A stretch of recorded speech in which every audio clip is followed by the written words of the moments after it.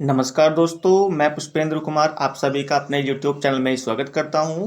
दोस्तों, आज जो हम बात करने वाले हैं वो आपका चैप्टर होगा discovering truth the saga continuous MCQs with answer. यहाँ पे देखिए हमारे इस चैप्टर से रिलेटेड जितने भी MCQs होंगे हम उनको डिस्कस करेंगे और उन सभी MCQs का जो आंसर होगा उसको हम डिटेल में एक्सप्लेनेशन के साथ में करेंगे। सो आई होप अगर आपने इस चैप्टर को पहले पढ़ के रखा है, जो आपके पास में NCERT की बुक्स हैं उनका टेक्स्ट अगर आपने पढ़ के रखा है तो भाई आप सारे आंसर यहाँ पर लगा लेंगे, राइट। ठीक है, तो आप सारे आंसर यहाँ पर लगा लेंगे। चलिए तो फिर भाई शुरू करते हैं और देखते हैं इसमें क्या है। ठीक है, और देखिए इसका जो PDF है भाई आपको मिल जाएगा वो हमारे टेलीग्राम चैनल पे। ठीक है, जिसका जो लिंक है आपको वीडियो के डिस्क्रिप्शन बॉक्स में भी मिल जाएगा और आप सिंपली टेलीग्राम चैनल पे जाइए, वहाँ पे सर्च कीजिएगा इंग्लिश लिटरेचर हेल्पर्स। जो मेरे यूट्यूब चैनल का नाम है भाई वही टेलीग्राम चैनल का नाम है। आप वहाँ पे जाइए, उसको ज्वाइन कर लीजिए और वहाँ पे आपको और भी बहुत सारी PDFs मिलेंगी जिससे आप अपना जो भी तैयारी कर रहे हैं, ठीक है नहीं, आप उसको वहाँ से कर सकते हैं। क्योंकि वहाँ पे ना और भी ज़्यादा मतलब और भी बहुत सारी PDFs हैं जो हमारी इंग्लिश लिटरेचर से जुड़ी हुई हैं। सो आप वहाँ जाइए और वहाँ से आप उनको डाउनलोड कर लीजिए और अपना उनका बेनिफिट ले सकते हैं। देखो भाई टाइम बिल्कुल बेकार नहीं करेंगे, आ जाओ अपने क्वेश्चन पे। चलो, सबसे पहला क्वेश्चन है, एक मिनट भाई इसको वो करना पड़ेगा ना क्योंकि आंसर सेव करने हैं हमें। ठीक है, चलिए भाई, हु वाज तूतन खामून। अब देखिए तूतन खामून कौन था, एक जियोलॉजिस्ट था, एक साइंटिस्ट था, या फिर एन इजिप्टियन किंग था, या फिर ए हिस्टोरियन था। तो भाई अगर आपने टेक्स्ट को अच्छे से पढ़ा है ना तो आपको अच्छे से पता होगा यार ये एक किंग था। कौन था ये? एक किंग था। चलो आगे आ जाओ क्वेश्चन नंबर 2 पे। क्वेश्चन नंबर 2 है भाई, वैन डिड टुट डाई। अब देखिए जो टुट है इसमें उसकी डेथ कब होती है? When he was a teenager, जब वो टीनेजर था। वैन ही वॉज ओल्ड, जब वो ओल्ड था। When he was in middle age. When he was a child. तो भाई देखो अगर आपको पता होगा, चैप्टर को पढ़ा होगा, तो भाई इसकी डेथ होती है टीनेज में, यानी कि आफ्टर 12 और 19 के बीच में इसकी डेथ होती है। यानी कि जब वो 13 साल का रहा होगा या फिर 19 का रहा होगा तब उसकी डेथ होती है। ठीक है, when he was a teenager. और ऑलमोस्ट ये 9 ईयर्स के लिए ही रूल कर पाता है। ठीक है, तो दूसरे का आंसर क्या होगा भाई? ए होगा। ठीक है, चलो आ जाओ। Who discovered Tut's tomb and when. अब देखिए जो टुट की जो टॉम है, ठीक है, उसे कौन डिस्कवर करता है और कब करता है? तो देखो भाई एडम कूपर करते हैं इन 1901, या हावर्ड कार्टर करते हैं इन 1922, या हावर्ड कार्टर कर मतलब दोनों नाम तो एक ही है, हावर्ड कार्टर, बट डेट का अंतर है। हावर्ड कार्टर इन 1922, हावर्ड कार्टर इन 1930, या सेम सा इन 1890। तो बताइए भाई, आपने क्वेश्चन को पढ़ा है, आपने टेक्स्ट को पढ़ा है तो आंसर भी आता होगा। तो देखिए अगर आप यहाँ पे अपना आंसर दे रहे हैं हावर्ड कार्टर इन 1922, तो भाई आपका आंसर है बिल्कुल सही। ठीक है, तीसरे का क्या हो जाएगा? बी। अब देखो मैं ना यहाँ पे आपको कुछ बता दूं, देखो देखो यार हमें ना चीज़ें याद करनी होती हैं। 1922 से आपको याद होगा कि पता है इंग्लिश लिटरेचर में ना एक वेल नोन राइटर हैं, पोइट हैं, जिनका नाम है T.S. इलियट। ठीक है, T.S. इलियट। तो यार हमें चीज़ों को याद करना होता है। ELIOT वो है यहाँ पे। ठीक है, तो पता है इनका एक वेल नोन वर्क है जिसका नाम है द वेस्टलैंड। क्या नाम है उसका? The wasteland. तो भाई वो भी ना इसी ईयर में पब्लिश होता है। ठीक है, ये आपको याद रखना है। अब एक इंपॉर्टेंट फैक्ट और जानो इनके बारे में जो अक्सर क्वेश्चन बनता है। 1948 में, ठीक है, 1948 में भाई इनको मिलता है नोबल प्राइज। क्या मिलता है इनको? नोबल प्राइज मिलता है। ठीक है, चलिए अब एक फैक्ट और जान लीजिए आप, यहाँ पर 1921 से जुड़ा हुआ है। 1921 से आपको अच्छे से पता है भाई, आपको अच्छे से पता है हमारे ना सिलेबस में एक चैप्टर दिया हुआ है अ ट्रूली ब्यूटीफुल माइंड। ठीक है, और जिसमें बात की गई है, कौन है उसमें? जो अल्बर्ट आइंस्टाइन है उनके बारे में उसमें बात की गई है, उनका रेफरेंस उस चैप्टर में है। ठीक है, तो पता है उनको ना 1921 में नोबेल प्राइज मिला है। ठीक है, उनको 1921 में क्या मिला है? नोबेल प्राइज मिला है। उनको लिटरेचर में नहीं मिला है। ठीक है, उनको लिटरेचर में नहीं मिला है। ठीक है, ये याद रखना। बट हाँ 1921 में उनको नोबेल प्राइज मिला है, जो हमारे सिलेबस में जो वो चैप्टर दिया हुआ उसमें वो प्रेस्क्राइब्ड मेंशन है। ठीक है, चलो इसी बात पे हम बात कर लेते हैं। 1923 में किसको मिलता है भाई? 1923 में जो नोबेल प्राइज है बताओ वो किसको मिलेगा? भाई वो मिलता है W.B. ईट्स को। ठीक है, W.B. ईट्स को मिलता है। अच्छा 1925 में किसको मिलता है जरा बताओ मुझे? 1925 में किसको मिलता है? तो भाई 1925 में मिलता है J.B. शा को। ठीक है, किसको मिलता है? J.B. शा को मिलता है। अच्छा आप मुझे बताइए 1929 में किसको मिलता है? 1929 में किसको मिलता है भाई? ये मिलता है सिंक्लेयर लेविस को। किसको? सिंक्लेयर लेविस को। ये हटेगा कैसे इतना सारा? चलो ऐसे बता रहा हूँ। 1929 में मिलता है सिंक्लेयर लेविस को, ठीक है। सॉरी, 1929 में मिलेगा भाई थॉमस मन को, थॉमस मन को, ठीक है। और 1930 में किसको मिलेगा? सिंक्लेयर लेविस को मिलेगा, ठीक है। 1932 में किसको मिलेगा भाई?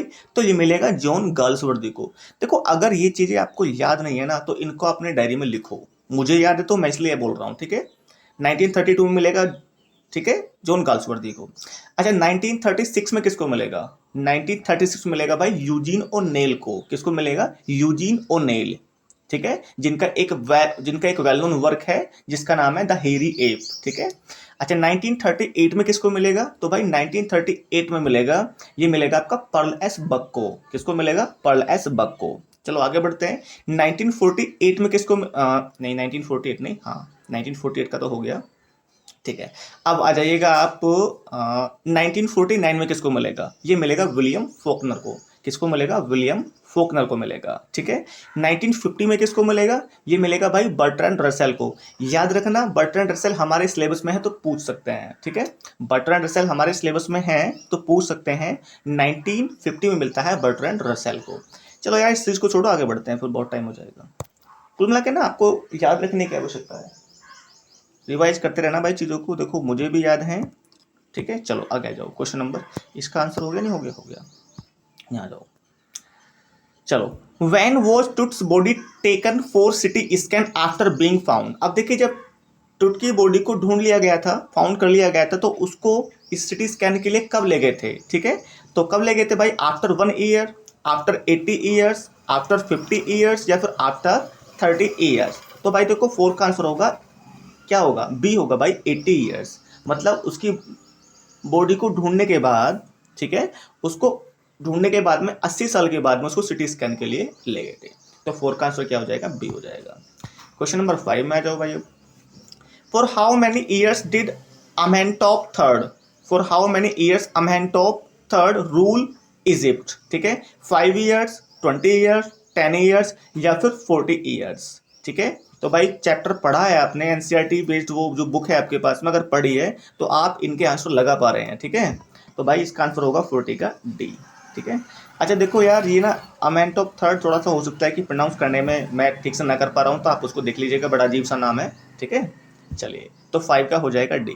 मैं आशा कर रहा हूँ दोस्तों जो यहाँ पे जितने भी हम क्वेश्चंस कर रहे हैं ये आपके लिए काफ़ी हेल्पफुल होंगे।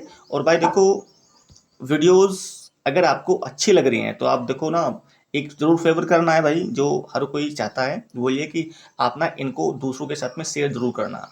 थोड़ा सा लोग हमें भी जाने कि हाँ हम भी किसी की हेल्प करने की कोशिश कर रहे हैं, तो थोड़ा सा हमें भी जानना है। बाकी और कोई मोटिव नहीं है आपसे, ठीक है। बस हाँ इतना कि एक बार लाइक करके शेयर करके और एक अच्छा सा कमेंट करके, मतलब कमेंट वो जो आपको जैसा भी लगे, बट तो ये थोड़ा सा मन में होता है सभी के, तो भाई इतना काम कर देना, बार बार कहने की आवश्यकता नहीं है। चलो क्वेश्चन नंबर 6 पे आ जाओ। Who promoted the worship of Aten the sun disc? अब देखिए who promoted the worship of Aten, जो एटन की जो वर्शिप है उसे कौन प्रमोट करता है भाई? टूतन खामून करते हैं, अमेनटॉप थर्ड करते हैं, अमेनोटैप 4 करते हैं, या नन ऑफ द अबव? तो भाई 6 का आंसर लगाएंगे हम, अमेनटॉप 4, ठीक है, ये करते हैं, ठीक है भाई। चलो आगे आ जाओ। What name did Amentop 4 change to? अब देखिए जो अमेंटॉप जो भी है ये अमेंटॉप 4, इन्होंने अपना नाम बदल लिया था। तो अमेंटॉप 4 से क्या हो गया था? अमरना, अतुल, अखेंटन, या अमेंटॉप थर्ड? तो भाई 7 का देखो सी आंसर है, अखेंटन कर लिया था, अखेंटन, अखेंटन जो भी है, ठीक है। तो याद रखेंगे भाई ये इंपॉर्टेंट क्वेश्चन है हमारे लिए एक प्रकार से, समझो, ठीक है। For how many years did Tutankhamun rule Egypt? अब देखो तूतन खामून ने इजिप्ट पर कितने साल के लिए, कितने वर्षों के लिए राज किया था भाई? 9 ईयर्स, 11 ईयर्स, 2 ईयर्स, 5 ईयर्स? तो भाई सीधी सी बात है 9 ईयर्स के लिए उन्होंने किया था, ठीक है। मैंने आपको बताया था ऑलमोस्ट 9 ईयर्स के लिए ये वहां पर गद्दी पर बने रहे थे, 9 ईयर्स के लिए। चलो क्वेश्चन नंबर आ जाओ 9 पर। What was found with Tutankhamun's body? अब देखिए तूतन खामून की जो बॉडी थी, ठीक है, जब उसको डिस्कवर किया गया था तो उनके बॉडी के साथ में उनको क्या क्या मिला था भाई? गोल्ड मिला था, ठीक है, इजिप्टियन गोल्ड कॉइन मिले थे, या नथिंग ऐसा कुछ नहीं मिला, या फिर गोल्ड मिला था, wealth, bronze razor, games, clothes, cases of food and wine. तो भाई इसका आंसर है डी, क्योंकि ना ये जो लोग थे ना ये लाइफ आफ्टर डेथ में बिलीव करते थे। क्या? ये लाइफ आफ्टर डेथ में, यानी कि जो मरने के बाद में जीवन होता है, तो उसमें ये बिलीव करते थे, तो इन्होंने वो सब चीज़ें उस ग्रेव में लगाई थी। तो भाई 9 का आंसर होगा डी। चलो नंबर 10 पे आओ। How would you describe tooth Tom? अब देखिए जो टूथ की टॉम है आप उसे कैसे डिस्क्राइब करेंगे भाई? गोल्ड प्लेटेड थी, रॉक कट थी, wall paintings with gold plates, या फिर rock cut 26 feet underground which had wall paintings. तो भाई इसका जो सही आंसर है ना वो डी होगा, ठीक है ना। देखो ये सारी चीजें भी ऊपर वाले में थी, बट जो राइट आंसर है ना वो नीचे वाला है, डी वाला है, रॉक कट 26 फीट अंडरग्राउंड। एक चीज हमें याद रखनी है, पता है 26, ये हमें डिजिट याद रखनी है, ये डिजिट हो सकता है डिजिट पे पूछ लेंगे कितने फीट अंडरग्राउंड, 20 फीट, 25, 30, 26, तो ये 26 भी हमें याद रखना है। चलो क्वेश्चन नंबर 11 पे आते हैं। What was in the first coffin? अब देखिए जो पहला कॉफिन था, ठीक है ना, टोटल कॉफिन्स कितने थे ये भी हमें पता लगेगा आगे, ठीक है। और जो पहला कॉफिन था उसमें क्या था? What was in the first coffin? A garlands of olives, lotus petals and cornflowers, flowers and coins, gold, wealth, bronze, razor, games, clothes, cases of food and wine, या it was empty। तो भाई 9 का answer क्या होगा? 11 का answer क्या होगा? ये होगा भाई ए। क्या होगा? ए। यानी कि उसमें देखिए जो पहला वाला कॉफिन था उसमें गार्लैंड्स ऑफ ओलाइव्स, देखो यहाँ पे ना ये भी याद रखना है, जो पेड़ है, जो ट्री है उसका नाम याद रखना है, garlands of olive, olive tree की बात की जा रही है इसमें, ठीक है। Lotus petals and cornflowers. तो यहाँ पे आंसर क्या होगा भाई? ए होगा। क्वेश्चन नंबर 12 पे आ जाओ। Why did the third coffin put Carter in trouble? अब देखिए जो थर्ड कॉफिन है उसकी बात करते हैं इसमें, तो इट वॉज एम्प्टी। देखिए जो थर्ड कॉफिन था ना भाई, थर्ड कॉफिन की वजह से जो कार्टर था वो परेशानी में आ गया था, ठीक है। तो इट वॉज एम्प्टी, क्या वो खाली था? The resins use to cement to the bottom of the solid gold coffin which was hardened enough. The material found inside was already looted. None of the above. तो देखिए यहाँ पे जो 12 का आंसर होगा वो होगा B, the resins use to cement to bottom of the solid gold coffin which was hardened enough। अब इसको समझ लो भाई, देखो यहाँ पे ना भाई जो उसकी जो बॉडी थी ना, जो टूथ की बॉडी थी जो उसमें जो कॉफिन में लगी हुई थी, तो वो ना बहुत ज़्यादा चिपकी हुई थी, बहुत जो मतलब जो जिस चीज़ से वो चिपकी हुई थी वो हार्ड था। अब देखो ये क्या होता है, ये RESINS, यही उस एक वो केमिकल टाइप है जिससे उसको चिपकाया गया था, तो मतलब इसके कारण वो चिपकी हुई थी। अब आई डोंट नो ये क्या होता है, बट यही है जिसके कारण वो बॉडी चिपकी हुई थी। जैसे वो पेड़ों से गोंद सा निकलता है, कुछ ऐसा था। और उसको वो छुटाने के लिए क्या करता है भाई, उसको वो काफ़ी तेज धूप में भी रखते हैं। आई थिंक वो 149 फ़ारेनहाइट की डिग्री पर होता है वो टेम्परेचर, ठीक है ना। तो इतनी धूप में भी उसको रखते हैं, बट वो कुछ होता नहीं है, वो छुटता ही नहीं है, काफ़ी हार्ड हो जाती है उससे वो। चलो भाई आगे आ जाओ, तो आंसर इसका क्या है? बी है। क्वेश्चन नंबर 13 पाओ। How did Carter remove the resins? अब देखिए जो कार्टर है वो रेजिन्स को कैसे रिमूव करता है? With the help of चिसल and hammer, with the help of chemical, with the help of machinery, with the help of man power. तो भाई 13 में आप देखो मैंने आपको बताया with the help of चिसल and hammer, भाई वो चिसल यानी कि जो छेनी और हथौड़ा होता है ना उसकी हेल्प से वो उसको हटाता है। और उसी से क्या होता है भाई, उसकी जो रिब्स होती हैं वो टूट जाती हैं, हड्डियां होती हैं वो टूट जाती हैं, है ना। तो with the help of चिसल and hammer, answer होगा इसका ए, 13 का ए। 14 पे आ जाओ। How did Carter cut the body of tooth? How did Carter cut the body of tooth? By first head and then every limb, first leg and then head, first legs head and then limbs, या फिर limb hand only. तो देखो यहाँ पे 14 का answer होगा A, by first head and then every limb. तो यहाँ पे याद रखो इसको, पहले सर और फिर बाकी लिम्ब। चलो क्वेश्चन नंबर 15 पे आओ। What did Carter and his men do after cutting down his body? ठीक है, What did Carter and his men do after cutting down his body? तो भाई उन्होंने बॉडी को काटने के बाद में वो क्या करते हैं? They sent it for X-ray. They examined them carefully. They placed it on the layer of sand in a wooden box. They clicked photographs. तो भाई देखो क्या किया उन्होंने, 15 की बात करते हैं भाई, they placed it on the layer of sand in a wooden box. ठीक है, तो भाई उन्होंने एक वुडन बॉक्स था, उसमें एक सैंड यानी कि रेत की लेयर लगाई थी, परत लगाई थी, उसके ऊपर उसको प्लेस कर दिया। तो 15 का लगा दो भाई सी, ये इसका सही आंसर है। आ जाओ क्वेश्चन नंबर 16 पे। What was the mummy examined in X-ray by the anatomy professor? ठीक है, और हाँ भाई एक चीज़ और इम्पोर्टेंट यार मुझे याद आई, पता है मैंने ना English history of English literature, ठीक है, हिस्ट्री ऑफ इंग्लिश लिटरेचर से जुड़े हुए भाई मैंने ऑलमोस्ट 200 क्वेश्चंस कलेक्ट किए हैं, जो बहुत ही ऑथेंटिक क्वेश्चंस हैं। ठीक है, उनमें से कुछ क्वेश्चंस आते हैं ऐसे हैं जो मतलब पहले एग्जाम से पूछे जा चुके हैं डिफरेंट डिफरेंट लैंग्वेजेस में। तो अगर आप चाहें, ठीक है नहीं, अगर आप चाहें तो हम उन क्वेश्चंस को डिस्कस कर लेते हैं। ठीक है नहीं, ऑलमोस्ट 200 क्वेश्चंस हैं, और यार उसमें ना आप एक सूटेबल टाइम बताइएगा, उस सूटेबल टाइम पे ही करेंगे, क्योंकि पता है उसको अगर हम नॉर्मली ऐसे मैं वीडियो बनाऊंगा जैसे अभी मैं आपके लिए बना रहा हूँ, तो ऐसे इतना मज़ा नहीं आता है। पता है उसमें जब आपके आंसर आप करते हैं, या फिर जैसे मैं भी क्लासेस लेता हूँ, ऐसी बात नहीं है, तो जब हम टीचर पढ़ाते हैं ना, जब हम कमेंट बॉक्स में आंसर करते हैं, तो बहुत सारी चीज़ तो हमें तभी याद हो जाती हैं, लेकिन अकेले में पढ़ने से वो इतना मज़ा नहीं आता। ठीक है, तो आप एक बार मुझे बताना कि कब इसको हम लाइव कर सकते हैं। हाँ, ऑलमोस्ट 2 आवर्स में हम उनको पूरा कर लेंगे, अच्छे क्वेश्चन हैं, एकदम डिटेल के साथ में करेंगे उनको।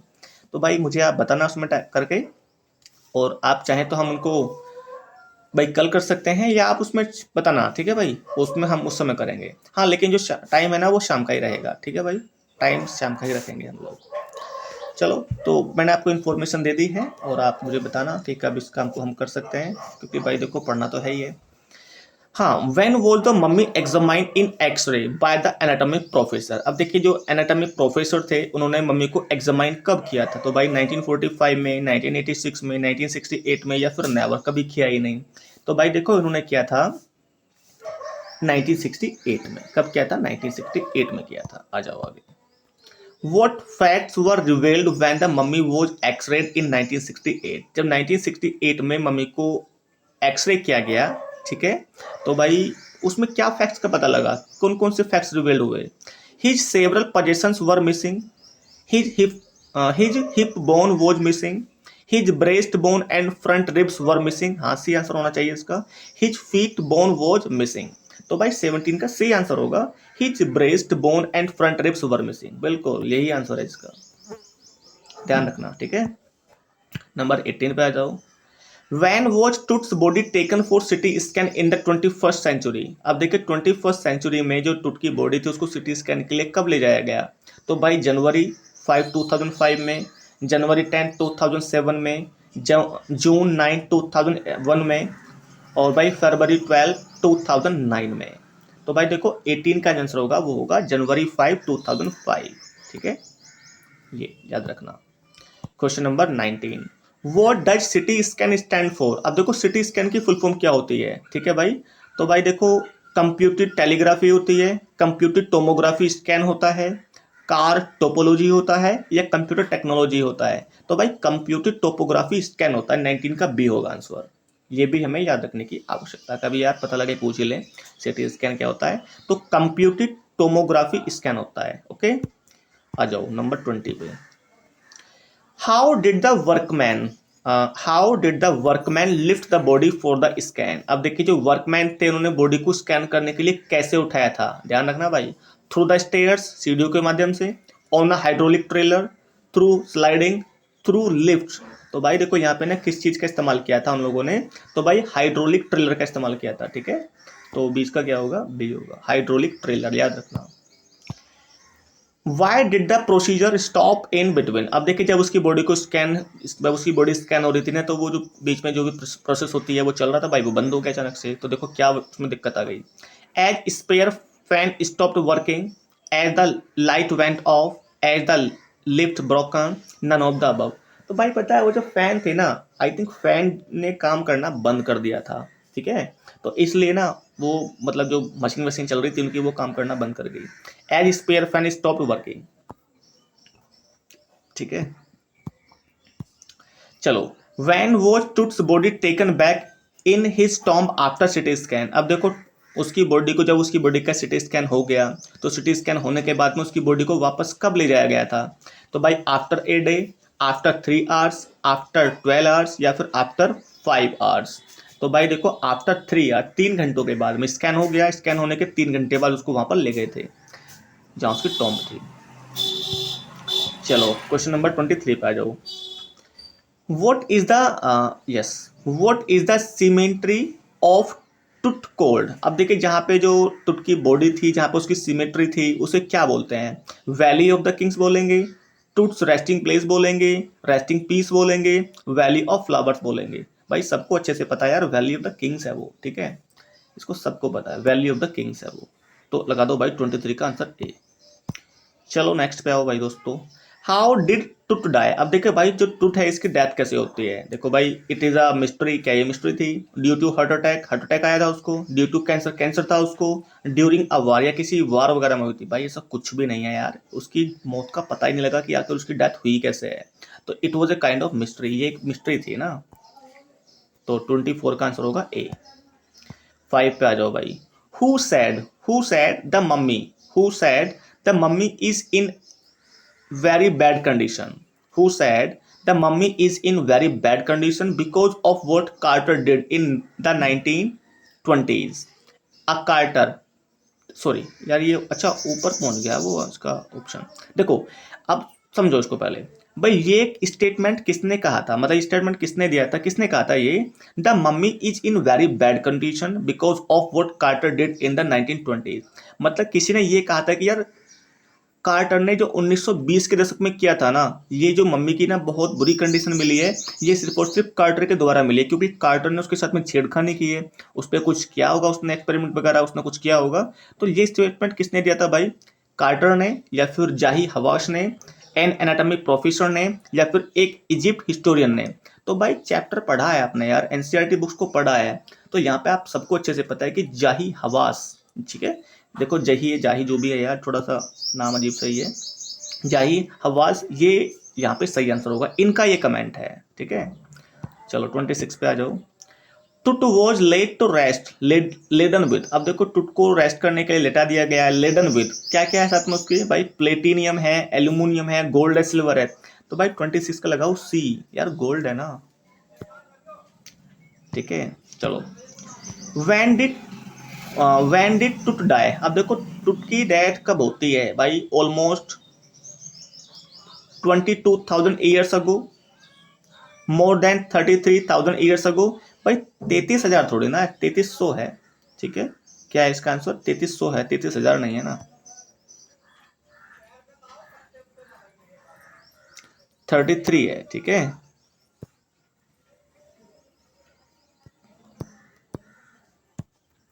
चलो मोर देन 3300 ईयर्स अगो। और भाई यार ये तो बहुत ज्यादा डिलीट हो जाएंगी, छोड़ो इनको, इनका तो कुछ काम ही ना है। इसका जो आंसर होगा वो बी होगा, ये याद रखो आप। और बी में भी याद रखना भाई 33,000 नहीं है, 3300 है, ठीक है। भाई कितना पढ़ के देखें वैसे एक बार। 10,000 ईयर्स अगो, 16,000 ईयर्स अगो, यार इनमें कुछ नहीं है, 27 का भी लगाओ बस, ठीक है। 3300, 3300। चलो 28 पे आ जाओ। What was Tut lavished with? अब देखो ना, what was Tut lavished with? Gold silver flowers, B में देखते हैं लॉट्स ऑफ ज्वेल्स, सी देखते हैं glittering goods, precious colours, inlaid necklaces and bracelets, rings, amulets, a ceremonial apron, sandals, sheaths for his fingers and toes, all of pure gold. तो भाई इसका answer होगा देखो 28 का सी। इसको ध्यान से पढ़ो और इसको भाई अपना उसमें डायरी में नोट कर लो, ठीक है। ये भी तो रह गया यार नीचे का। चलिए चलो भाई आ जाओ क्वेश्चन नंबर 29 पे। How was archaeology changed through the decades? अब देखो यार जो आर्कियोलॉजी है ना वो बदल चुकी है, ठीक है। तो वो किस पे फोकस करते हैं आर्कियोलॉजी? ध्यान रखते हैं, focus is more on treasure, वो ज्यादा खजाने पे ध्यान रखते हैं। Focus is more on physical findings, focus is on time factors more, focus is less on treasure and more on the fascinating details of life and mysteries of death. ये बिल्कुल बात सही है भाई। देखो जो पहले था ना, पहले क्या था भाई, वो ज्यादा जो खजाने बजाने पर ध्यान रखते थे कि यार खजाना मिल जाए उसको लूटने वूटने के चक्कर में। लेकिन अभी वो बदल चुकी है, अभी वो ज़्यादा ट्रेजर पे ध्यान नहीं देते हैं, वो उन माइन्यूट डिटेल को निकालने में ध्यान देते हैं जो उनको आवश्यकता है, ठीक है। तो यहाँ पे इसका आंसर क्या होगा, 29 का डी होगा।